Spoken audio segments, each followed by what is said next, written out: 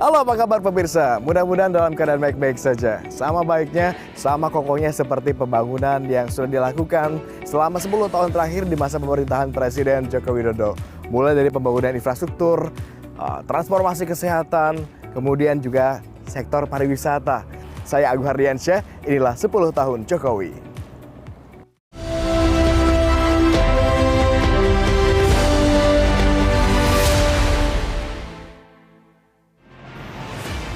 Alhamdulillah, selama 10 tahun ini kita telah mampu membangun sebuah fondasi dan peradaban baru. Untuk mendukung konektivitas, guna menekan biaya logistik pada kurun 2014 hingga 2024, selama pemerintahan Presiden Jokowi, diselesaikan pembangunan jalan tol baru sepanjang 2.700 km. Sehingga jalan tol operasional saat ini menjadi 3.489 km. Meningkat tajam selama lebih dari 3 dekade terakhir, dari total tol sepanjang 780 km yang beroperasi dari tahun 1978 hingga 2014. Lalu bagaimana sensasi berkendara di ruas tol Trans Jawa ini? Kami akan mengajak Anda untuk menjajal ruas tol Trans Jawa dalam liputan berikut ini. Jalan panjang ini membentang dari Pelabuhan Merak, Banten, hingga Pelabuhan Ketapang yang berada di Banyuwangi, Jawa Timur. Jaringan tol ini terbilang sangat strategis karena menghubungkan dua kota besar di Indonesia, yaitu Jakarta dan Surabaya. Diharapkan dengan adanya tol ini bisa meningkatkan perekonomian masyarakat. Tol ini harus terintegrasi dengan apa? Dengan titik-titik pertumbuhan ekonomi, baik itu misalnya kawasan industri, baik itu yang namanya pelabuhan, baik itu yang namanya kawasan wisata, ya ini yang ingin kita integrasikan semua, sehingga jalan tol dibangun itu betul-betul berguna, betul-betul bermanfaat maksimal. Merujuk data yang dicatat Bina Marga, jalan tol Trans Jawa memiliki panjang kurang lebih 1.167 km. Untuk mewujudkan infrastruktur, konektivitas tol Trans Jawa ini bukanlah perkara mudah. Butuh 6 presiden untuk membuat bagian barat hingga timur Pulau Jawa terhubung dalam satu jalur. Pembangunan ini dimulai pada era Orde Baru, tepatnya tahun 1978. Presiden Soeharto berencana memulai mega proyek ini dengan kabinet pembangunan. Dengan berbagai kendala mulai dari pembebasan lahan hingga keuangan negara yang kala itu sedang alami krisis, membuat progres pembangunan infrastruktur ini berjalan tertatih-tatih. Tahun 2015, kala Indonesia dipimpin oleh sosok Joko Widodo, pembangunan jalan tol Trans Jawa mulai dikebut. Dalam kurun waktu 2015 hingga 2018, pemerintah di bawah kepemimpinan Presiden Jokowi telah menyelesaikan 616 km jaringan tol Trans Jawa. Saat ini, jaringan tol tersebut sudah rampung lebih dari 933 km. Artinya, dari total 1.167 km panjang tol Trans Jawa, sekitar 90% dibangun pada masa kepemimpinan Presiden Joko Widodo.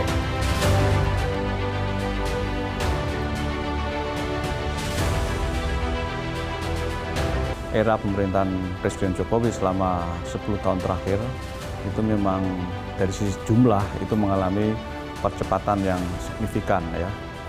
Ya, sesuai dengan tujuan dibangunnya jalan tol itu kan untuk memberikan kemudahan, konektivitas dan juga pertumbuhan ekonomi setempat sehingga mengalami percepatan terhadap apa yang ditargetkan selama ini. Karena selama ini salah satu kendala di dalam mendorong percepatan pertumbuhan ekonomi adalah infrastruktur, baik itu jalan arteri, jalan biasa ataupun juga jalan tol. Nah, dengan adanya akses jalan tol yang dibangun itu kan secara infrastruktur memberikan kemudahan bagi masyarakat setempat untuk melakukan perjalanan ekonomi, perjalanan wisata, dan mobilitas lain gitu. Tapi memang ini perlu satu sinergis dengan sektor lainnya, ya seperti Pemda ataupun juga sektor-sektor yang lainnya agar pembangunan jalan tol itu tidak berdiri sendiri. Tulus Abadi juga berharap pembangunan jalan tol yang belum rampung segera terrealisasi, agar konektivitas masyarakat di seluruh wilayah dapat tercapai. Kalau dari sisi zona atau area sebenarnya di Sumatera sudah ya, Sumatera semua sudah tersambung nanti sampai dari Lampung sampai Aceh ya, sekarang sedang konstruksi, sebagian sudah dibangun seperti di Jambi, di Padang, di Pekanbaru, dan juga khususnya di Sumatera Utara itu semua sudah terbangun. Di Jawa sudah terhubung dari Merak sampai nanti Banyuwangi, dan juga nanti akan dibangun di tol ruas selatan ya, Garut, Tasik, dan Ciamis itu yang sedang dalam proses lelang. Sedangkan pulau-pulau lain saya kira ya masih dalam pengkajian tingkat kelayakan ekonomi, kelayakan bisnis, dan kelayakan finansial untuk bisa dibangun sebuah jalan tol. Karena jalan tol tidak bisa serta-merta dibangun tanpa ada satu indikator kelayakan ekonomi, kelayakan finansial maupun kelayakan bisnis dari jalan tol itu. 10 tahun pemerintahan Presiden Joko Widodo, Tol Trans Jawa telah memberikan manfaat besar bagi pelaku usaha dan industri tanah air. Pengembangan Tol Trans Jawa memberikan frekuensi meningkatkan arus pengantaran logistik waktu yang tentunya lebih hemat. CEO Supply Chain Indonesia Setiadi mengungkapkan, jalan tol mendukung sistem transportasi yang terhubung langsung dengan pusat kegiatan ekonomi. Dan salah satu yang memang tidak bisa ditawar adalah jalan tol, ya, karena jalan tol ini kan merupakan infrastruktur transportasi hinterland, ya. Karena kalau misalnya yang lain kan, buruan kan memang tidak bisa secara end to end, secara door to door, ya. Nah, kita harapkan dengan adanya jalan tol yang sudah terbangun ya di sekian banyak ruas, sekian panjangnya, nah kita harapkan di situ paling tidak dari sisi waktu itu menjadi lebih cepat. Pulau Jawa sebagai sentra ekonomi dan industri tanah air memberikan kontribusi produk domestik bruto terbesar, yakni sekitar 58%. Dari segi dampak kecepatan waktu, Setiadi menyebut Tol Trans Jawa dapat memangkas waktu 1/3 waktu tempuh perjalanan logistik. Nah, untuk gambaran saja, kalau kita melihat Tol Jawa lah, ya, karena kalau kita lihat dari sisi PDRB, produk domestik regional bruto, kan memang Pulau Jawa ini masih memberikan kontribusi yang paling besar, ya sekitar mungkin saat ini 58% seperti itu. Nah, katakan titik yang tertinggi itu katakan dari Jakarta ya, dari Jakarta ke Surabaya. Nah, rute ini kalau misalnya kita menggunakan jalan Pantura, itu rata-rata ditempuh sekitar 36 jam, ya, jadi 1,5 hari. Ya, tetapi dengan adanya jalan tol ini sangat luar biasa, ya, kecepatan ya, dan akhirnya penghematannya itu bisa menjadi hanya 12 jam, ya, hanya sepertiganya. Tadi saya sampaikan pemisahan dari sisi waktu luar biasa. Sedangkan dari sisi pemilik barang atau pengguna jasa transportasi, ia menilai keberadaan tol dapat memberikan harga yang lebih kompetitif, lebih murah, dan lebih efisien. Setiadi pun mengapresiasi kinerja 10 tahun pemerintahan Jokowi yang sangat membantu konektivitas pengantaran logistik. Ya, kita tentu harus mengapresiasi ya pemerintahan Presiden Jokowi dalam 2 periode ini. Kita melihat pembangunan infrastruktur yang sangat masif, ya, konektivitas baik untuk barang maupun penumpang.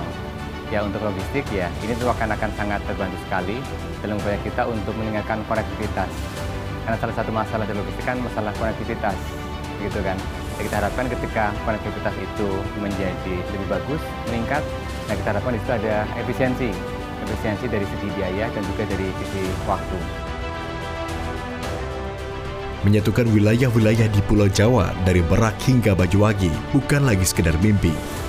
Tiap-tiap meter jalan tol Trans Jawa ini jadi saksi kerja nyata Presiden Jokowi.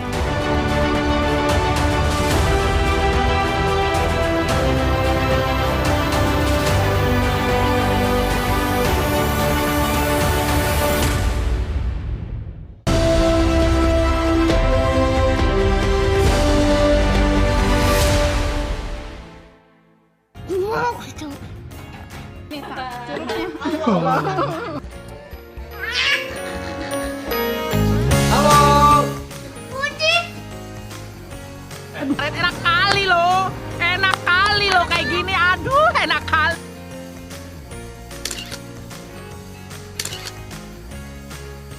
Dunia Rans, hanya di BTV, televisi paling menghibur.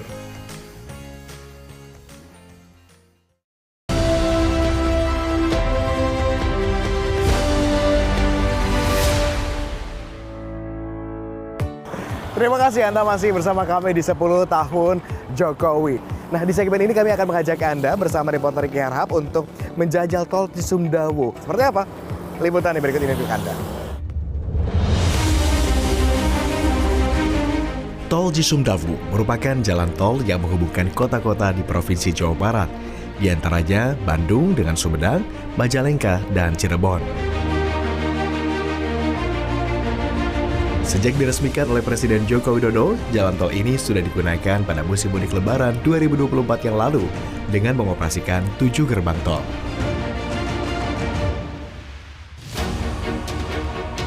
Tim Liputan BTV memulai perjalanan dari Cileunyi menuju Sumedang melewati jalan tol ini.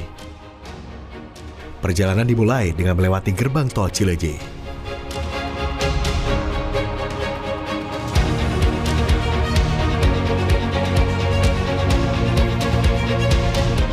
Sepanjang perjalanan, tim Liputan BTV disuguhkan dengan pemandangan pegunungan hijau yang memanjakan mata.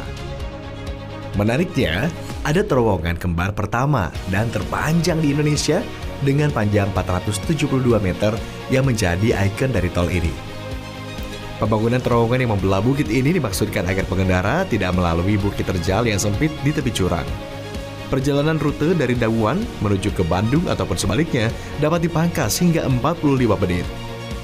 Bangunan ini berbentuk bambu runcing dan merupakan terowongan tol pertama di Indonesia yang menggunakan teknologi New Austrian Tunneling Method atau metode penggalian bertahap, yaitu memasukkan sistem pipa ke dalam tanah yang digali, membentuk setengah lingkaran, lalu diisi dengan material pengisi beton. Terowongan ini pun mampu bertahan hingga 100 tahun lamanya.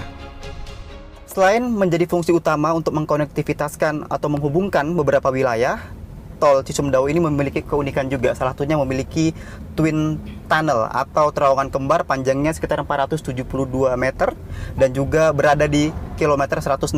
Ini menjadi daya tarik utama yang membuat para masyarakat ini ingin mengabadikan dan juga melihat terowongan ini. Tak sengaja, di ujung terowongan kembar, tim Liputan BTV bertemu dengan seorang supir bernama Fadli. Kepada tim Liputan BTV, Fadli pun bercerita tentang manfaat tol Cisumdawu yang dirasakannya. Pak, boleh diceritakan Pak, perjalanan Bapak ketika bawa barang itu dari Madura ke Bandung lewat mana Pak biasanya? Biasanya semuanya harus lewat tol, harus. Kalau lewat jarak Cirebon ke Bandung misalnya, lewat Ya, arteri 2 jam Pak. 2 jam Iya. lewat arteri. Iya, Kalau lewat Cisumdawu 1 jam nyampe. 1 jam nyampe. Lebih hemat ya Pak? Lebih hemat. Sama Pak Juragan nggak boleh lewat bawah. Karena takut telat kalau lewat bawah. Jadi kalau Mangga itu harus 20 jam. 20 jam harus nyampe? Harus nyampe ya. Kalau lewat Cisumdawu 1 jam nyampe. 1 jam nyampe. Apa yang Bapak rasakan ketika nyetir misalnya kalau lewat tol dengan lewat arteri, perbandingannya gimana Pak? Ya lebih enteng tol. Sama apa itu? Sama kondisi badan ini lebih enak di tol. Bapak pernah nggak pas bawa barang, tiba-tiba karena di arteri macet, terus barangnya telat sampai? Telat ya, Pak? Pernah. Kalau kayak gitu gimana Pak?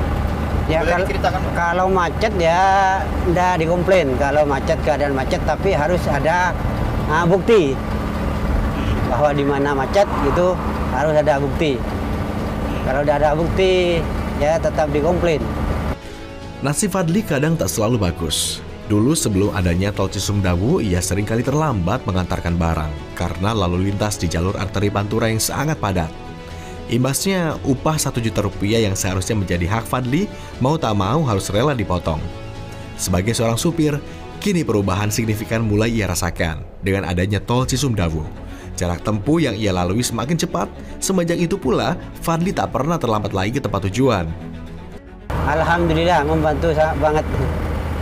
Bapak selama lewat tol Cisumdawu pernah telat lagi nggak Pak? Udah, nggak pernah telat. Malahan nggak sampai waktu sudah nyampe itu. Oh malah bahkan lebih cepat? Lebih cepat. Nggak pernah dikomplain lagi? Nggak pernah dikomplain ya. Ya, alhamdulillah Pak Jokowi sudah memikirkan orang kecil. Bisa membangun jalan-jalan yang sulit, sudah enak, sudah nyaman, sudah merasakan gitu. Jadi alhamdulillah sangat membantu sama rakyat kecil. Infrastruktur ini Pak. Ya, terima kasih banyak sama pemerintah yang sudah memikirkan rakyat kecil. Bisa jalannya nyaman, bila jalan santai, biasanya macet enggak.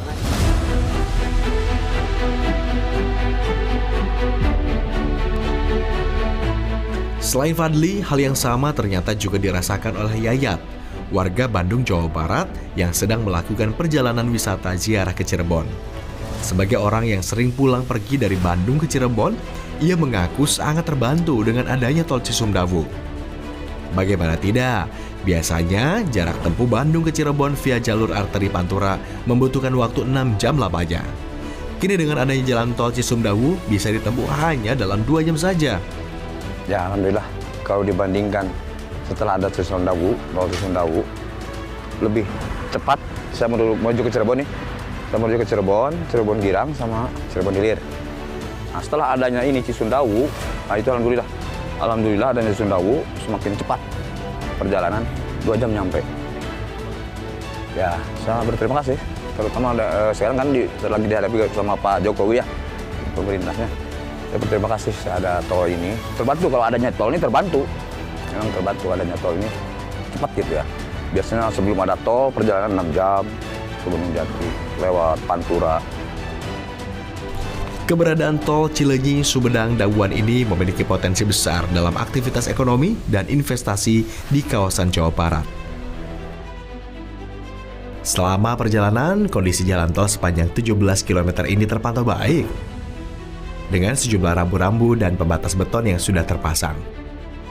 Namun, karena tol ini memiliki kontur pegunungan, ada titik yang harus diwaspadai pengemudi. Tak ada hambatan yang berarti selama perjalanan.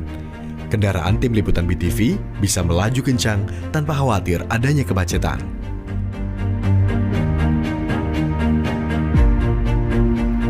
Nah, pemirsa, dari hasil penelusuran kami dibutuhkan waktu sekitar 30 menit saja untuk melewati tol Cisumdawu dari Cileunyi menuju ke Sumedang. Yang kami rasakan di selama perjalanan cukup nyaman dan juga terasa lebih ringkas. Hal ini lebih cepat jika kita bandingkan dengan melewati jalur arteri, di mana membutuhkan waktu sekitar 50-60 menit jika melewati jalur arteri, dikarenakan karakteristik jalan yang cukup sempit, kemudian adanya tanjakan dan kelokan di bagian di titik Cadas Pangeran sehingga memperlambat laju kendaraan dan kepadatan volume kendaraan di sana. Jadi saat ini masyarakat bisa memilih jalur alternatif mana yang akan dipilih dari Cileunyi menuju ke Sumedang. Dari Sumedang, Jawa Barat, Riki Harahap, Hilman Praitno, BTV melaporkan.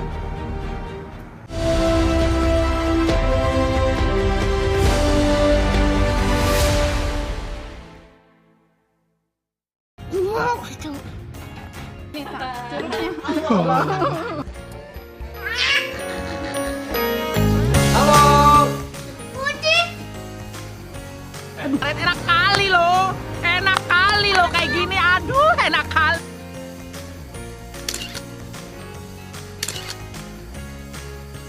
Dunia Rans, hanya di BTV, televisi paling menghibur.